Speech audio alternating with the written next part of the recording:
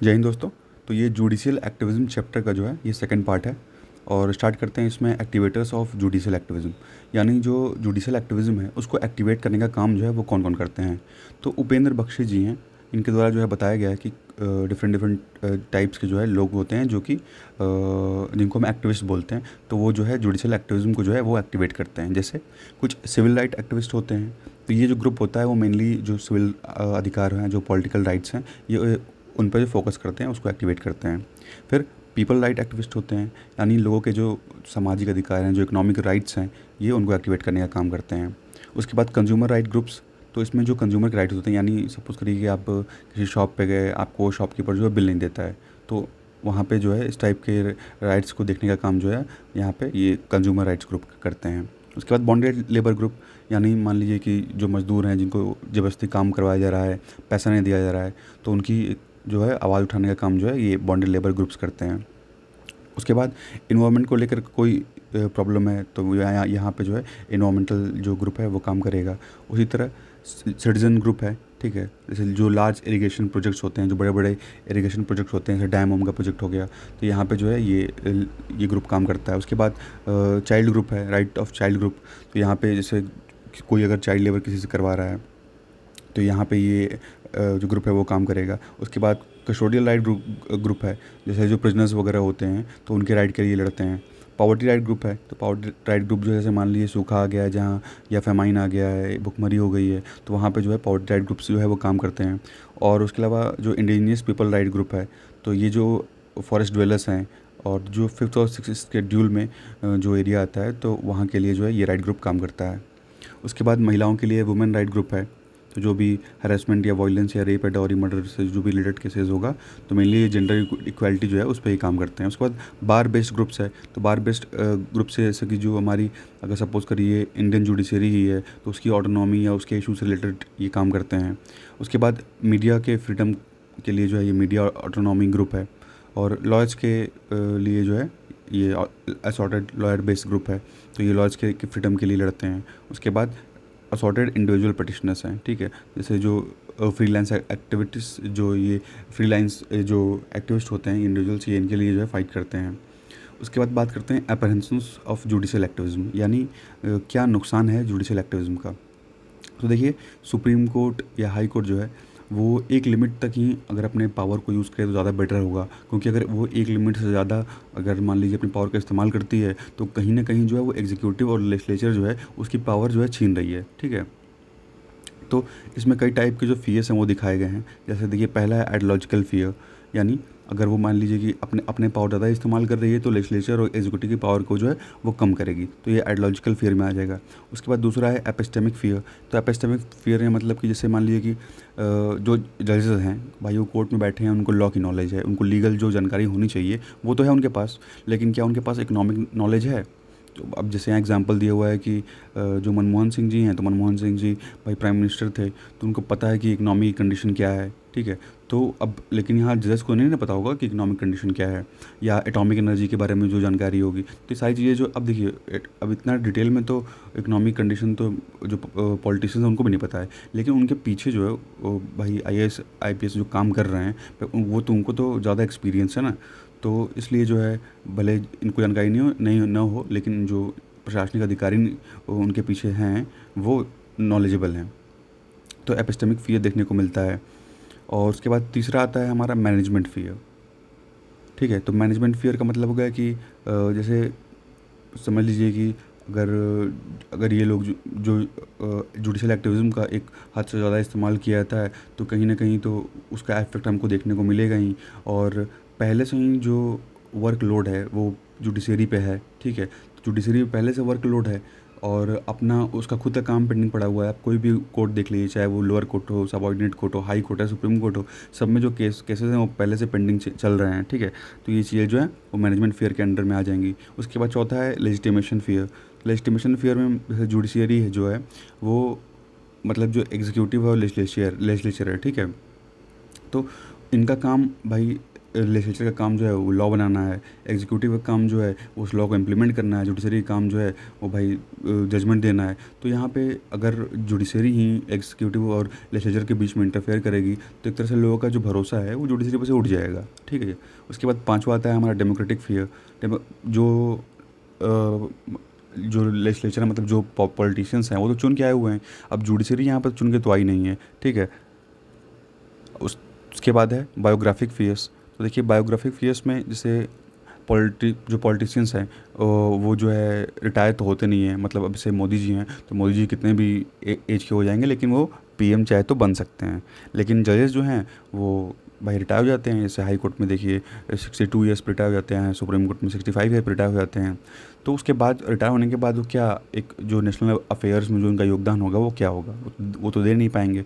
तो ये biographic fear हो गया। अब हम बात करते हैं कि जुडिशियल एक्टिविज्म और जुडिशियल रिस्ट्रेन में क्या डिफरेंस है।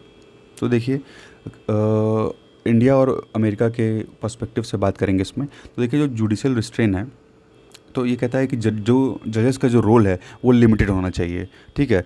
और मतलब जो भी नियम कानून में दिया गया है उनका काम है कि जो भी लॉ है उसके हिसाब से वो उस लॉ को जो है इंटरप्रेट करेंगे कॉन्स्टिट्यूशन संविधान के हिसाब से, ठीक है।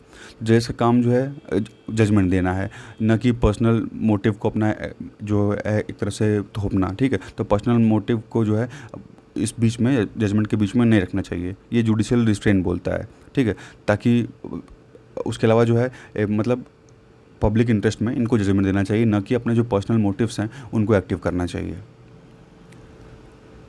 उसके बाद देखिए तो इसमें देखिए कई तरह से एजम्पशंस दिए हुए हैं जुडिशियल रिस्ट्रेन के। In the USA doctrine of judicial restrain is based on the following 6 assumptions. तो 6 एजम्पशंस में बेस्ड है। देखिए पहला बात करता है कोर्ट जो है वो देखिए अनडेमोक्रेटिक है, क्योंकि अब जो जजेस हैं वो तो चुन के आए नहीं हैं, इलेक्ट होके आए नहीं हैं, ठीक है। तो नॉन इलेक्टिव हैं and presumably non responsive to the popular will. तो एक पॉपुलर जो विल है उसको ये रिप्रेजेंट नहीं करते हैं, ठीक है। पॉपुलर विल को ये रिप्रेजेंट नहीं करते हैं, मेनली ये बात हो रही है फर्स्ट पॉइंट में। सेकेंड पॉइंट कहता है कि जो अमेरिका का जो कॉन्स्टिट्यूशन है उसमें जुडिशियल रिव्यू कहीं लिखा हुआ नहीं है, ठीक है। अमेरिका के कॉन्स्टिट्यूशन में आपको कहीं भी जुडिशियल रिव्यू नहीं मिलेगा। लेकिन लिखिए ये वर्ड तो हमारे कॉन्स्टिट्यूशन में भी नहीं है, लेकिन कॉन्स्टिट्यूशन को जो है जुडिशियल रिव्यू की पावर देता है आर्टिकल 13, आर्टिकल 32 और आर्टिकल 226। तो ये 3 आर्टिकल्स ऐसे हैं जो सुप्रीम कोर्ट को और हाई कोर्ट को जुडिशियल रिव्यू को जो पावर है वो प्रोवाइड करते हैं। उसके बाद बात की गई है doctrine of separation of power की, यानी लेजिस्लेचर और एग्जीक्यूटिव और जुडिशरी के बीच में एक सेपरेशन ऑफ पावर होना चाहिए, कोई किसी के बीच में इंटरफेयर नहीं करेगा। भाई लेजिस्लेचर का काम है लॉ बनाना, वो लॉ बनाएगा। उसके बाद एग्जीक्यूटिव का काम है उसको इम्प्लीमेंट करवाना, तो इम्प्लीमेंट करवाएगा। और जुडिशरी का काम है उस लॉ को इंटरप्रेट करना, ठीक है। तो यहाँ पर जुडिशरी जो है वो काम बनाने नहीं लगेगी, एक दूसरे के बीच में जो है कोई इंटरफेयर नहीं करेगा, एक सेपरेशन जो है पावर का होना चाहिए। तो ये हमारे कॉन्स्टिट्यूशन में है ही। उसके बाद चौथा पॉइंट में ये कहा गया है कि जुडिशरी जो है वो मतलब वहाँ की जो अमेरिका की जुडिशरी है वो वहाँ के कांग्रेस पर डिपेंडेंट है, ठीक है। तो मतलब कांग्रेस जब चाहे उसको एक तरह से निकाल सकती है, लेकिन मतलब इतना इजी भी नहीं है निकालना, लेकिन कहीं ना कहीं जो वहाँ की जुडिशरी है वो वहाँ के कांग्रेस पर डिपेंडेंट है, ठीक है। पांचवा पॉइंट देखिए, ये कहता है कि जो कोर्ट है तो कोर्ट अपना मतलब कोर्ट ऑफ लॉ जो है उसके हिसाब से चले। अगर कोर्ट ही अगर पॉलिटिक्स में घुस जाएगा तो भाई उसकी भी एक प्रेस्टीज है, उसकी एक गरिमा है, ठीक है। तो अगर कोर्ट ही नियम कानून बनाने में अगर आ जाता है तो इसका मतलब यही माना जाएगा ना कि भाई पॉलिटिक्स में भी आप आ गए, तो नियम कानून बनाने में घुसे तो मतलब आप पॉलिटिक्स में भी घुसे, तो लोगों से एक तरह से जो है लोग ही क्रिटिसाइज़ ही करेंगे इस चीज़ को लेकर के, ठीक है। उसके बाद देखिए छठे पॉइंट में ये कहा गया कि the aristocratic notion that being a court of law and inheritor and custodian of Anglo American legal tradition it ought not to go for to the level of politics law, being the process of reason and judgment and politics being concerned only with the power and influence। तो देखिए जो छठा point कहता है कि मान लीजिए judiciary जो है वो कभी कभी अगर मान लीजिए अगर वो करती है इंटरफेयर करती है इनके मैटर में, तो उससे जो है एक जो पॉलिटिकल लॉ है उसमें डिस्टर्बेंस आएगा कि भाई यहाँ कानून बनाने का काम तो लेजिस्लेचर का है लेकिन जुडिशरी उसमें इंटरफेयर कर रही है, ठीक है। तो देखिए इन सारी चीज़ों से क्लियर होता है कि सभी चीज़ें जो हैं वो हमारे इंडिया में तो हैं, लेकिन अंतर क्या है यूएसए और इंडिया में, तो अंदर आपको केवल इस पॉइंट सेकंड पॉइंट में देखने को मिलेगा, क्योंकि it is clear that all assumptions except the second dealing with the judicial review hold good in the Indian context too. तो इंडिया के कॉन्स्टिट्यूशन में जो आपको जुडिशियल रिव्यू की पावर देखने को मिलती है, वहीं अमेरिका का जो संविधान है वहाँ पे आपको जुडिशियल रिव्यू की पावर देखने को नहीं मिलती है। सुप्रीम कोर्ट का ऑब्जर्वेशन देख लेते हैं इस संबंध में। तो देखिए, सुप्रीम कोर्ट के द्वारा कहा गया है कि जितने भी हाई कोर्ट्स हैं, आप जो है जुडिशियल रिस्ट्रेन जो है उसको फॉलो करिए। दिसंबर 2007 का जजमेंट था। और जो लेजिस्लेचर और जुडिशरी और एग्जीक्यूटिव की जो सेपरेशन ऑफ पावर की बात है, उस सब सेपरेशन को आप मेंटेन करके रखिए, आप उसके बीच में जो है इंटरफेयर मत करिए। तो देखिए बेंच ने क्या कहा, कुछ पॉइंट्स हैं। पहला पॉइंट में बेंच ने ये कहा कि जो जजेस हैं वो एग्जीक्यूटिव और लेजिस्लेचर के बीच में जो है, जो भी इनके द्वारा नियम बनाए जा रहे हैं उसके बीच में ये इंटरफेयर ना करें, ठीक है। उसके बाद सेकंड पॉइंट में कहा गया कि अगर मान लीजिए कि भाई इनको पावर दी गई है, जजेस को पावर मिली हुई है, तो ये अपने आप को जो है राजा महाराजा ना समझने लगें, ठीक है। तो अपने लिमिट में रह के जो ये काम करें, और सरकार जो चलाने की कोशिश है वो ये ना करें, ठीक है।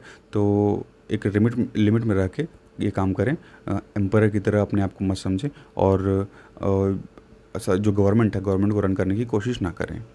उसके बाद देखिए तीसरे पॉइंट में कहा गया कि देखिए एक स्पिरिट ऑफ लॉ बुक है, स्पिरिट ऑफ लॉ। तो ये बुक जो है वो लिखी गई है मॉन्टेस्क्यू के द्वारा। तो ये अपनी बुक में कहते हैं कि एग्जीक्यूटिव, जुडिशरी और लेजिस्लेचर जो है अगर अपनी पावर को सेपरेट नहीं करेंगे तो उसमें दिक्कत होगी, ठीक है। अगर अपनी पावर को ये लोग सेपरेट नहीं करेंगे, एक दूसरे के बीच में इंटरफेयर करते रहेंगे तो उसमें दिक्कत होगी। तो इसी बुक का जो है का रेफरेंस कोट करते हुए जो है जजेस के द्वारा ये चीज़ कहा गया। उसके बाद देखिए चौथा पॉइंट कहता है कि जुडिशियल एक्टिविज़म, मतलब अगर आपको करना ही है, अगर कोर्ट चाहता है जुडिशियल एक्टिविज़म करना, तो सही काम के लिए करिए, ठीक है। यानी पब्लिक इंटरेस्ट जहाँ पे है, जहाँ लोगों का भलाई है, जहाँ पे वहाँ पे आप काम करिए, ना कि अपनी पावर को शो ऑफ करने के लिए, ना कि अपनी ताकत जो है उसको दिखाने के लिए करिए। उसके बाद पाँचवें पॉइंट में ये कहा गया कि अगर आप कोई भी डिसीजन दे रहे हैं तो ऐसा डिसीजन मत दीजिए कि जो प्रशासनिक अथॉरिटी है, जो एडमिनिस्ट्रेटिव अथॉरिटी है, उसको आप एम्बेरस मत करिए, ठीक है। क्योंकि वो लोग भी तो अपने फील्ड में एक्सपर्ट ही हैं, जो भाई प्रशासनिक अधिकारी हैं वो अपने फील्ड में एक्सपर्ट हैं। आपको तो सिर्फ लीगल ही नॉलेज है, ठीक है, वो तो अपने अपने फील्ड में एक्सपर्ट हैं। तो आप जो है उनको एक तरह से एम्बेरस करने की, छोटा दिखाने की जो कोशिश है वो मत करिए। उसके बाद देखिए छठे पॉइंट में कहा गया कि जुडिशरी जो है कभी कभी जैसे ये एक्सक्यूज़ देती है, ये बहाने देती है कि जो एग्जीक्यूटिव है या जो लेजिस्लेचर है वो सही तरीके से काम नहीं कर रहे हैं। तो भाई आप पहले ये भी तो देखिए कि क्या आपके पास जो केसेस पेंडिंग हैं क्या सॉल्व हो गए हैं। भाई हाई कोर्ट देख लिए, सुप्रीम कोर्ट या कोई भी कोर्ट उठा के देख लीजिए, सब में जो केसेस हैं वो पेंडिंग चल रहे हैं। तो पहले आप अपना सॉल्व कर लीजिए, ठीक है। वो काम कर रहे हैं नहीं कर रहे हैं उसका बहाना दे के जो है आप एक तरह से महान बनने की जो कोशिश है वो मत करिए, ठीक। उसके बाद जो सातवां पॉइंट है उसमें ये कहा गया कि अगर एग्जीक्यूटिव या लेजिस्लेचर जो हैं अपना काम सही से नहीं कर रहे हैं, तो भाई उनको जो हटाने का काम है वो किसके पास है, हटाने की जो पावर है वो तो लोगों के पास है। भाई लोग उनको चुनते हैं, सरकार गिरा भी सकते हैं, तो लोगों के पास वो पावर है। और भाई उनके पास ये भी पावर है कि वो जो है पीसफुल स्ट्राइक्स जो है वो भी कर सकते हैं, सिर्फ शांतिपूर्वक धरना प्रदर्शन है वो भी विरोध स्वरूप जो है वो कर सकते हैं, ठीक। उसके बाद आठवें पॉइंट में कहा गया कि अगर जुडिशरी, एग्जीक्यूटिव और लेजिस्लेचर के काम करेगी, मान लीजिए अगर जुडिशरी जो है अगर एग्जीक्यूटिव और लेजिस्लेचर के काम करने लगी, तो एक तरह से तो खुद जो है जुडिशरी कॉन्स्टिट्यूशन का वायलेशन कर रही है। क्योंकि कॉन्स्टिट्यूशन में, हमारे संविधान में जो है बैलेंस ऑफ पावर की बात की गई है, ठीक है। सभी ब्रांच जो है उस हिसाब से बराबर हैं, लेकिन अगर वो बीच में इंटरफेयर करती है तो खुद ही जो है वो कॉन्स्टिट्यूशन का वायलेशन कर रही है, ठीक है। उसके बाद देखिए 9 पॉइंट में ये कहा गया कि अगर जुडिशरी ये रिस्ट्रेन रखेगी तो इसका मतलब ये है कि एग्जीक्यूटिव, लेजिस्लेचर और जुडिशरी के बीच में एक बैलेंस जो है वो जुडिशरी बनाना चाह रही है। और अगर नहीं मानती है, नहीं ये चीज़ करती है, तो मतलब वो अपने आप को जो है दोनों ब्रांचेस से, एग्जीक्यूटिव और लेजिस्लेचर से अपने आप को सुपीरियर समझती है, और एग्जीक्यूटिव और लेजिस्लेचर को जो है इन्फीरियर समझ रही है, ठीक है। तो ये सारी चीज़ें जो कही गई हैं जजमेंट में। इसके बाद नेक्स्ट जो हमारा चैप्टर आएगा वो होगा PIL, ठीक है। तो PIL के बारे में हम अगले चैप्टर में देखेंगे। तब तक के लिए धन्यवाद। जय हिंद।